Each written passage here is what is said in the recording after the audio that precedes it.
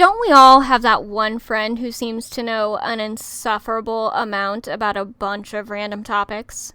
That one friend who chimes in with the odd and sometimes incredibly disturbing little snippet of knowledge out of nowhere?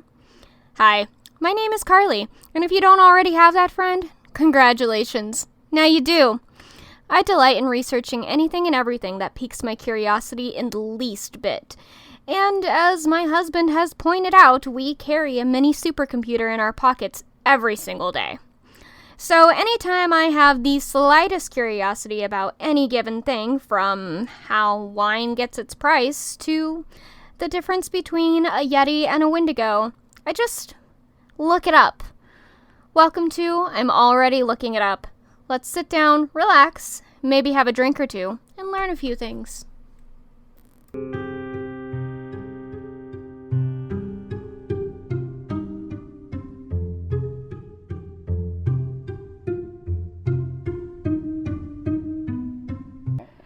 Hello. You're listening to I'm Already Looking It Up, the podcast where I, your host, pick a random topic to research and tell you, my lovely listeners, all about it. So without further ado, let's get started.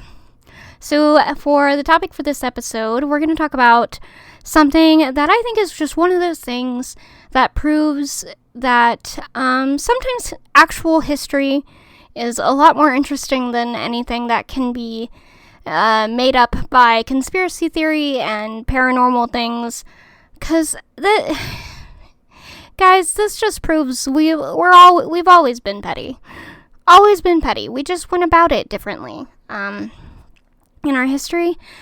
So I think it's interesting to look at these stories and be like, oh, yeah, that seems about right.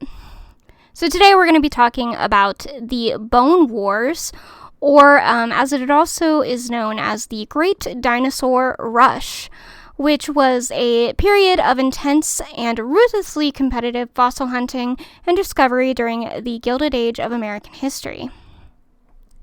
It is marked by a heated rivalry between Edward Drinker Cope, the Academy of Natural Sciences of Philadelphia, and Othniel Charles Marsh of the Peabody Museum of Natural History at Yale. Each of the two paleontologists used underhanded methods to try and outdo the other in the field, resorting to bribery, theft, and the destruction of bones. Each scientist also sought to ruin his rival's reputation and cut off his funding using attacks in scientific publications. Alright, so the search for fossils led them west to rich bone beds in Colorado, Nebraska, and Wyoming from 1877 to 1892. Both paleontologists used their wealth and influence to finance their own expeditions and procure services and dinosaur bones from fossil hunters. By the end of the Bone Wars, both men had exhausted their funds in the pursuit of paleontological supremacy. Cope and Marsh were financially and socially ruined by their attempts to outcompete and disgrace each other, but they made important contributions to science and the field of paleontology and provided substantial material for further work. Both scientists left behind many unopened boxes of fossils after their deaths. The efforts of the two men led to 136 new species of dinosaurs being discovered and described. The products of the Bone Wars resulted in an increase in knowledge of prehistoric life and sparked the public's interest in dinosaurs, leading to continued fossil excavation in North America in the decades to follow. Many historical books and fictional adaptations have been published about this period of intense fossil hunting activity. So let's go a little more detailed, a little deeper into the history. At first, the relationship between Edward Drinker Cope and Othniel Charles Marsh was amicable. They met in Berlin in 1864 and spent several days together. They even named species after each other. Over time, their relations soured, due in part to their strong personalities. Cope was known to be pugnacious and possessed a quick temper. Marsh was slower, more methodical, and introverted.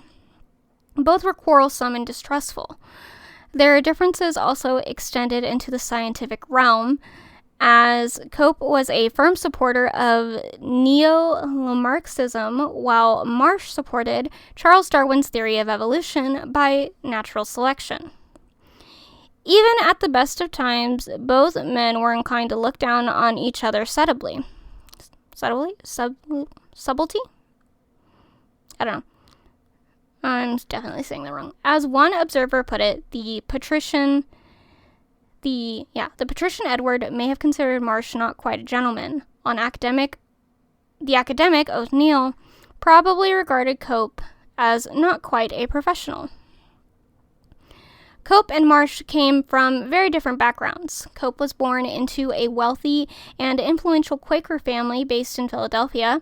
Although his father wanted his son to work as a farmer, Cope distinguished himself as a naturalist. In 1864, already a member of the Academy of Natural Sciences, Cope became a professor of zoology at Haverford College and joined Ferdinand Hayden on his expeditions in the West. In contrast, Marsh would have grown up poor, the son of a struggling family in Lockport, New York. Had it not been for the benefaction of his uncle, philanthropist George Peabody,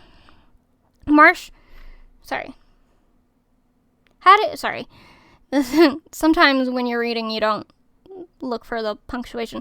Had it not been for the benefaction of his uncle, philanthropist George Peabody. Marsh persuaded his uncle to build the Peabody Museum of Natural History, placing Marsh as head of the museum. Combined with the inheritance received from Peabody upon his death in 1869, Marsh was financially comfortable, although partly because of Peabody's stern views on marriage, Marsh would remain a lifelong bachelor. Let's go.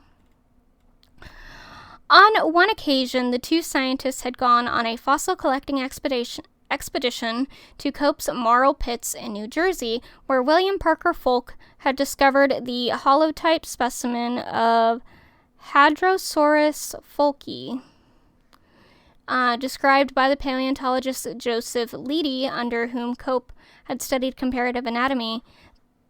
This was one of the first American dinosaur finds, and the pits were still rich with fossils. Though the two parted amicably, Marsh secretly bribed the pit operators to divert future fossils to him instead of Cope. The two began attacking each other in the papers and publications, and their personal relations deteriorated. Marsh humiliated Cope by pointing out that his reconstruction of the plesiosaur Elasmosaurus was flawed, with the head placed where the tail should have been, or so he claimed 20 years later. It was Leidy who published the correction shortly afterwards. Cope, in turn, began collecting in what Marsh considered his private bone hunting turf in Kansas and Wyoming, further damaging their relationship. In 1872 to 1877, Cope and Marsh's professional attentions were directed to the American West by word of large fossil finds. Using his influence in Washington, D.C., Cope was granted a position on the U.S. Geological Survey under Ferdinand Hayden. While the position was offered no salary, it afforded Cope a great opportunity to collect fossils in the West and publish his findings. Cope's flair for dramatic writing suited Hayden, who needed to make a popular impression with the official survey reports. In June 1872, Cope set off on his first trip, intending to observe the Eocene bone beds of Wyoming for himself. This caused a rift between Cope, Hayden, and Leidy. It was Leidy who had enjoyed receiving many of the fossils from Hayden's collection until Cope joined the survey, and now Cope was hunting for fossils in Leidy's staked territory. At the same time, Leidy was to be collecting. Hayden attempted to smooth things over with Leidy in a letter. Quote, "I asked him not to go into the field, that you were going there. He laughed at the idea of being restricted to any locality and said he intended to go whether I aided him or not. I was anxious to secure the cooperation of such a worker as an honor to my corps. I could not be responsible for the field he selected, inasmuch as I pay him no salary and a portion of his expenses. You will see, therefore, that while it is not a pleasant thing to work in competition with others, it seems almost a necessity. You can sympathize." End quote. Cope took his family with him as far as Denver, while Hayden tried to keep Cope and Liddy from prospecting in the same area. Following a tip from geologist Fielding Bradford Meek, Cope also intended to investigate reports of bones Meek had found near Black Butte Station and Railroad. Cope found the site and some skeletal remains of a dinosaur he dubbed Agathomys sylvestris. Believing he had the full support of Hayden and the survey, Cope then traveled to Fort Bridger in June, only to find that the men, wagon, horses, and equipment he expected were not there. Cope cobbled together an outfit at his own expense, consisting of 2 teamsters, a cook, and a guide, along with 3 men from Chicago who were interested in studying with him. As it turned out, 2 of Cope's men were in fact in the employ of Marsh, and when the rival paleontologist found out his own men were taking Cope's money, he was furious. While the men tried to assure Marsh they were still his men, one suggested he took the job in order to lead Cope away from good fossils. Marsh's laziness in soliciting firm agreements and payments may have caused them to seek other work. Cope's journey took the expedition through rugged country. Only Hayden had survived and discovered dozens of new species. Meanwhile, one of Marsh's men accidentally forwarded some of his material to Cope instead. On receiving the fossils, Cope sent them back to Marsh, but further damage had been done to their relationship. Any pretense of cordiality between Cope and Marsh ended in 1872, and by spring of 1873, open hostility ensued. At the same time, Liddy, Cope, and Marsh were making great discoveries of ancient reptiles and mammals in the western bone beds. The paleontologists had a habit of making hasty telegrams eastward describing their finds, only publishing fuller accounts after returning from trips. Among the new specimens described by the men were the Eutytherium, Loxolophodon, Eobacillus, and Dinoceras and Tinoceras. The problem was that many of these finds were not uniquely different from each other. In fact, Cope and Marsh knew that some of the fossils they were collecting had already been found by the others. As it turned out, many of Marsh's names were valid, while none of Cope's were. Marsh also placed the new species into a new order of mammals, Cynocera. Cope was humiliated and powerless to stop his rival's changes. Instead, he published a broad analytical study where he proposed a new plan of classification for the Eocene mammals, in which he discarded Marsh's genera in favor of his own. Marsh remained steadfast and continued to claim that all of Cope's names for Dinocera were incorrect. While scientists argued over classifications and nomenclature, they also returned west for more fossils. Marsh had made his last trip backed by Yale in 1873, with a large group of 13 students accompanying him, protected by a group of soldiers who wanted to make a show of force to the Sioux tribe.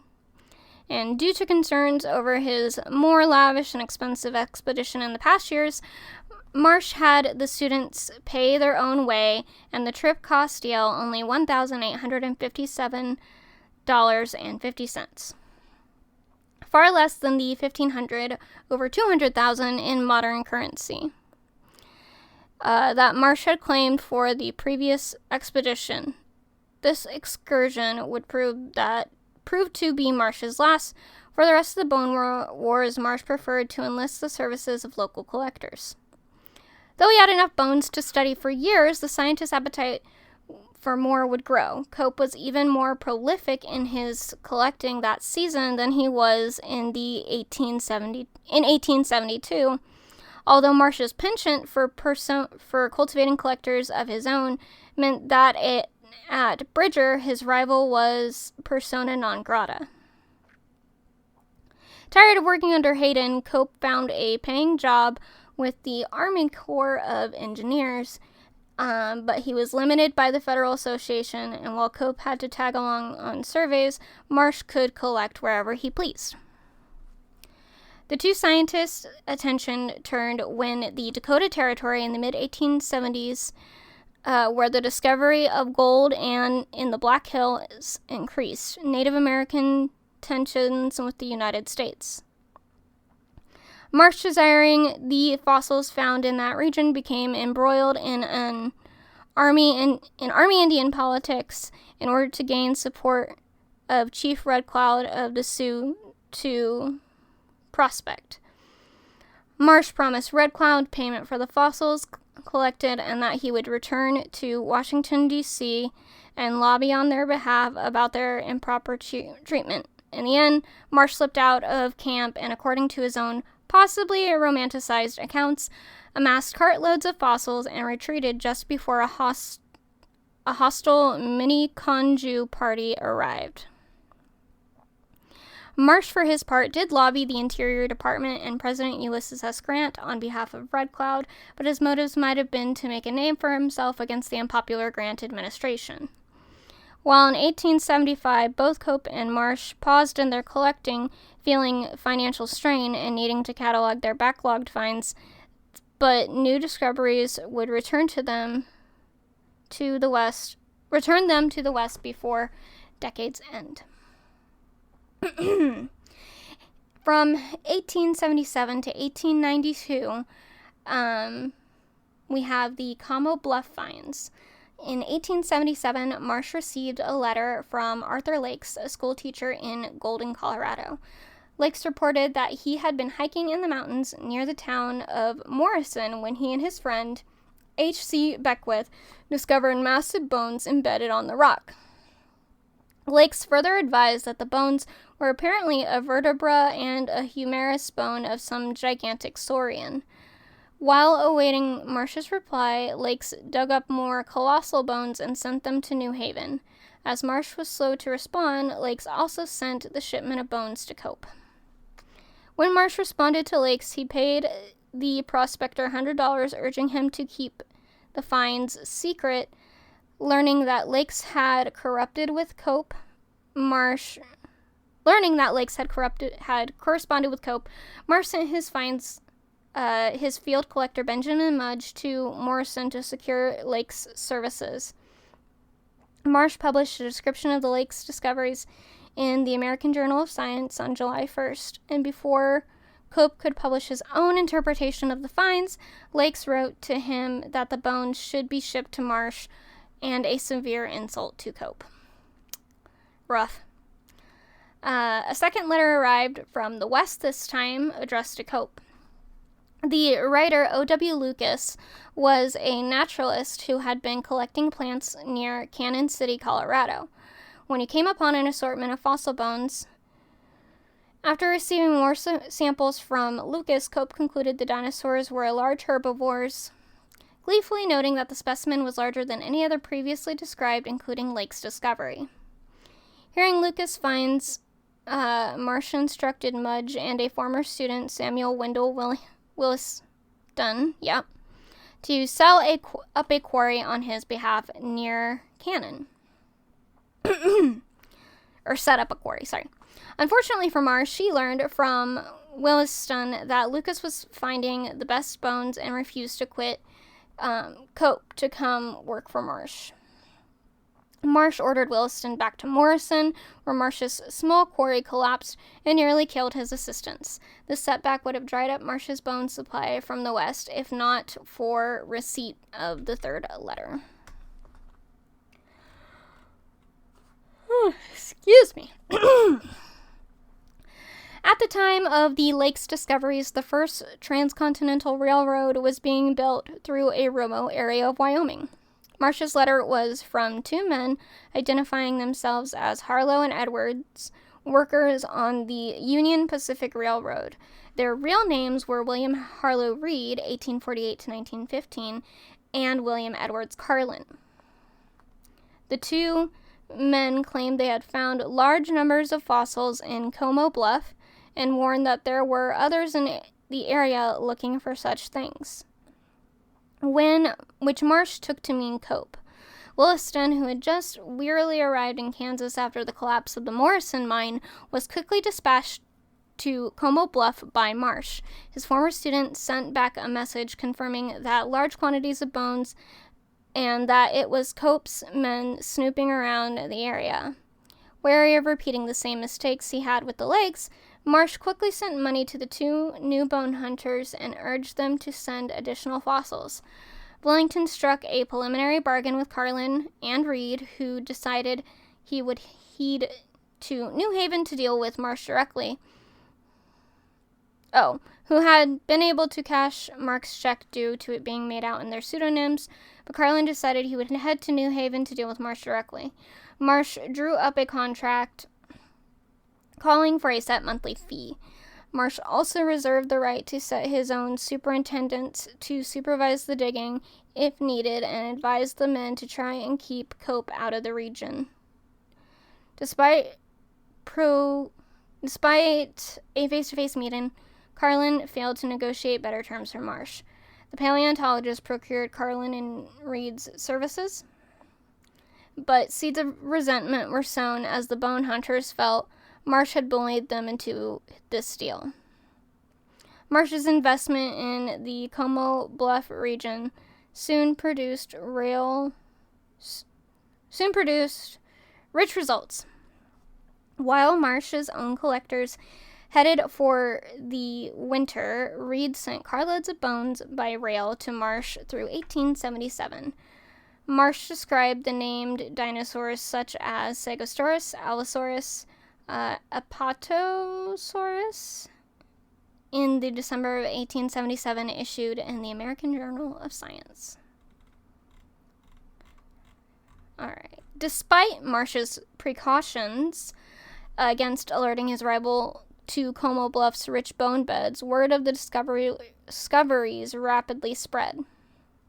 There was, at least partly due to Carlin and Reed helping spread the rumors, hold on.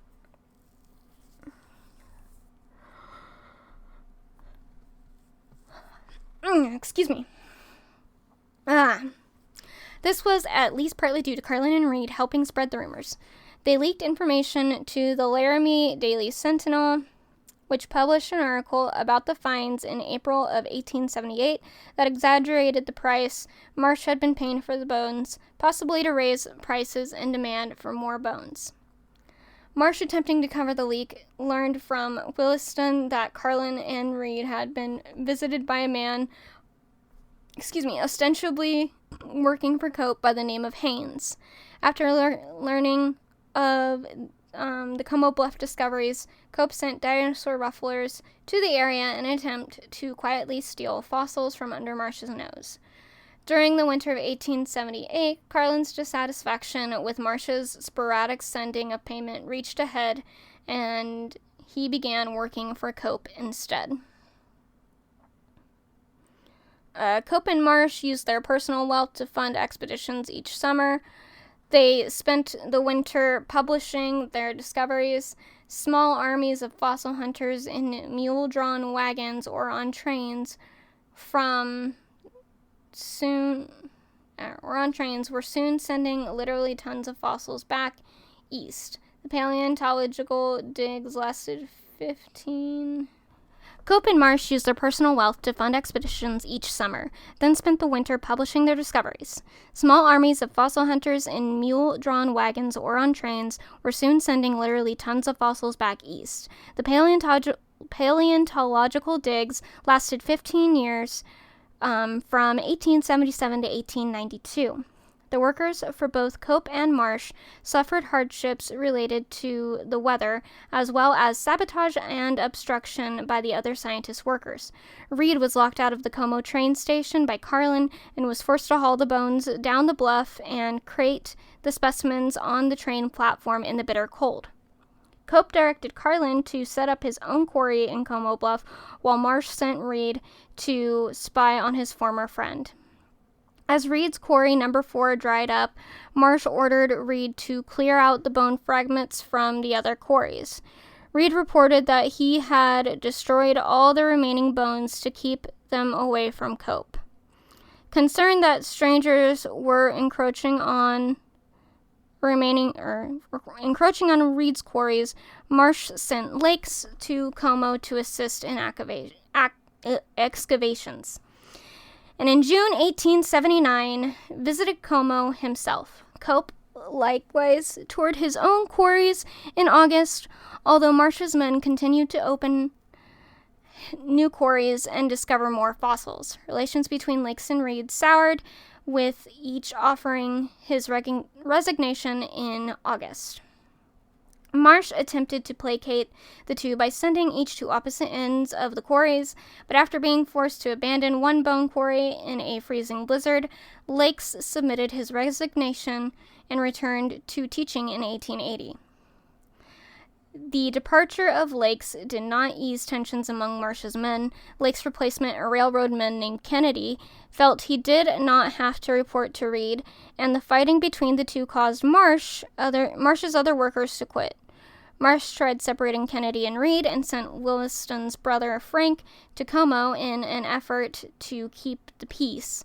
Frank Williston ended up leaving Marsh's employ and taking up residence with Carlin.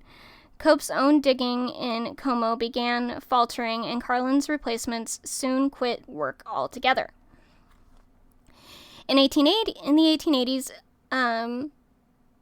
As the 1880s progressed, Cope's and Marsh's men faced stiff competition from each other and from third parties interested in bones. Professor Alexander Emanuel Agassiz of Harvard sent his own representatives west, while Carlin and Frank Williston formed a bone company to sell fossils to the highest bidder. Reed left and became a sheep herder in 1884, and Marsh's Como quarries yielded little after his departure.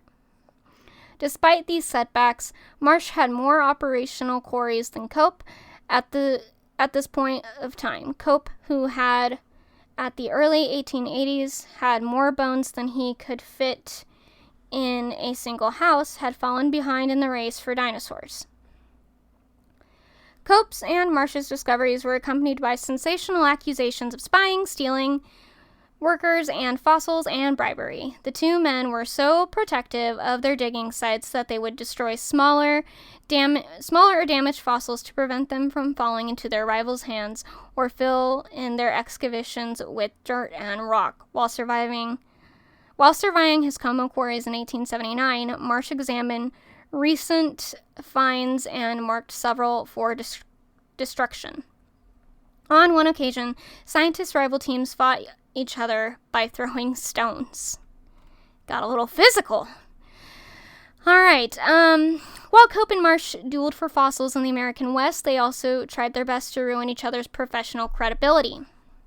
Humiliated by his error in reconstructing the plesiosaur Elasmosaurus, Cope tried to cover up his mistake by purchasing every copy he could find of the journal in which it was published. Marsh, meanwhile, made sure to publicize the story. Cope's own rapid and prodigious output of scientific papers meant that Marsh had no difficulty in finding occasional errors with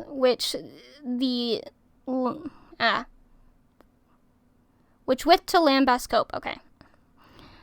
Marsh himself was not infallible. He put the skull of a Brachiosaurus on a skeleton of a Brontosaurus.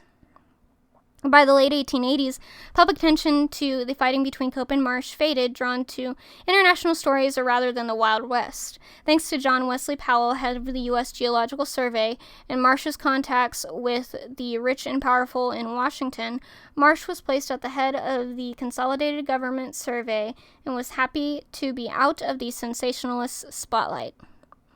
Cope was much less well off, having spent most of his money purchasing the American Naturalist, and had a hard time finding employment thanks to Marsh's allies in higher education and his own temperament.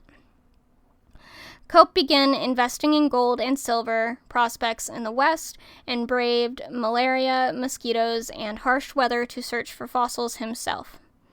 Due to mining setbacks and a lack of support from the federal government, Cope's financial situation deteriorated to the point that his fossil collection was his only significant asset.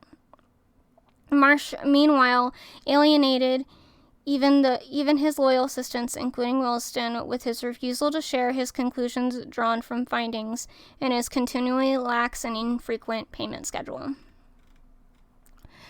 Cope's chance to exploit Marsh's vulnerabilities came in 1884. When Congress began to investigate the proceedings of the Consolidated Geological Survey. Cope had become friends with Henry Fairfield Osborn, then a professor of anatomy at Princeton University.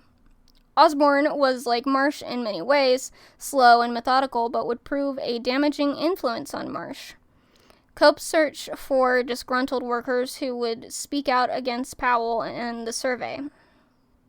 For the moment, Powell and Marsh were able to successfully refute Cope's charges, and his allegations did not reach mainstream press. Osborn seemed reluctant to set up his campaign against Marsh, so Cope turned to another ally he had mentioned to Osborn, a newspaper man from New York named William Hosea Ballou. Despite setback in trying to oust Marsh from his presidency of the National Academy of Sciences, Cope received a tremendous financial boost after the University of Pennsylvania offered him a teaching job. Cope's chance to strike a critical blow at Marsh appeared soon after. Over the years, Cope kept an elaborate journal of mistakes and misdeeds that Marsh and Powell had committed. The mistakes and errors of the men were put in writing and stored in the bottom of a drawer of Cope's desk. Ballou planned the first set of articles in what would become a series of newspaper debates between Marsh, Powell, and Cope. While the scientific community had long known Marsh and Cope's rivalry, the public became aware of the shameful conduct of the two men when the New York Herald published a story with the headline, "Scientists Wage Bitter Warfare." According to author Elizabeth Noble Shore, the scientific community was galvanized. Quote, "Most scientists of the day recoiled to find that Cope's feud with Marsh had become front-page news. Those closest to the scientific fields under discussion, geology and vertebrate paleontology, certainly winced, particularly as they found themselves quoted, mentioned, or misspelled. The feud was not news to them, for it had lurked at their scientific meetings for 2 decades. Most of them had already taken sides." End quote. In the newspaper articles, Cope attacked Marsh for plagiarism and financial mismanagement, and attacked Powell for his geological classification errors and misspending of government-allocated funds. Marsh and Powell were each able to publish their own side of the story, filing their own charges against Cope. Ballou's articles were poorly researched, written, and read, and Cope himself was smarting from a piece in the Philadelphia Inquirer, which suggested the University of Pennsylvania trustees would ask Cope to step down unless he provided proof for his charges against Marsh and Powell. Marsh himself kept the Herald story alive with a fiery rebuttal, but by the end of January, the story had faded from all the newspapers and little changed between the bitter rivals. No congressional hearing was convened to investigate the misallocation of funds by Powell, and neither Cope nor Marsh was held responsible for any of their mistakes, but some of Ballou's charges against Marsh came to be associated with the survey. Facing anti-survey sentiment inflamed by Western drought and concerns about takeovers of abandoned Western homesteads, Powell found himself the subject of larger scrutiny before the House Appropriations Committee. Galvanized to action by Marsh's perceived extravagance with survey funds, the Appropriations Committee demanded that survey's budget be itemized. When his appropriation was cut off in 1892, Powell sent a terse telegram to Marsh demanding his resignation, a personal slight as well as a financial one. At this same time, many of Marsh's allies were retiring or had died, lessening his scientific credence. Just as Marsh's extravagant lifestyle was catching up with him, Cope received a position on the Texas Geological Survey. Cope, still reeling from the personal attacks levied at him during the Herald affair, did not take advantage of the change in fortunes to press his personal attacks. Cope's fortunes continued to look up through the early 1890s, and he was promoted to Letty's position as professor of zoology and was elected president of American Association of Advancement for the Advancement of Science. The same year, Marsh stepped down as the head of the Academy of Sciences. Towards the latter part of the decade, Cope's fortunes began to sour once more as Marsh regained some of his recognition, earning the Coover Medal, the highest paleontological award. Cope and Marsh's rivalry lasted until Cope's death in 1897, by which time both men were financially ruined. Cope suffered from a debilitating illness in his later years and had to sell part of his fossil collection and rent out one of his houses to make ends meet. Marsh, in turn, had to mortgage his residence and ask Yale for a salary on which to live. The rivalry between the two remained strong, if weary. Cope issued a final challenge before his death. He had his skull donated to science so that his brain could be measured, hoping that his brain would be larger than that of his adversary. At the time, brain size was believed to be the measure of intelligence. Marsh never accepted the challenge, and Cope's skull was reportedly still reserved at the University of Pennsylvania. Whether the skull stored at the university is Cope's is disputed. The university stated that it believes the real skull was lost in the 1970s, although Robert Baker has said that hairline fractures on the skull and coroner's reports verified the skull's authenticity. So, judging by pure numbers, Marsh won the Bone Wars. Both scientists made finds of immense scientific value, but while Cope discovered a total of 56 new dinosaur species, Marsh discovered 80. In the larger stages of the Bone Wars, Marsh simply had more men and money at his disposal than Cope. Cope also had a much broader set of paleontological interests, while Marsh almost exclusively perused fossilized reptiles and mammals. Several of Cope's and Marsh's discoveries are among the most well-known dinosaurs, encompassing species of Triceratops, Allosaurus, Diplodocus, Stegosaurus, Camarasaurus, and Colophysis. Their cumulative discoveries defined the then nascent field of paleontology. Before Cope and Marsh's discoveries, there was only 9 named species of dinosaur in North America. Some of their ideas, such as Marsh's argument that birds are descended from dinosaurs, have been upheld, while others are viewed as having little to no scientific merit. The Bone Wars also led to the discovery of the first complete skeletons and the rise in popularity of dinosaurs with the public. As paleontologist Robert Baker stated, the dinosaurs that came from Como Bluff not only filled museums, they filled magazine articles, textbooks, and filled people's minds.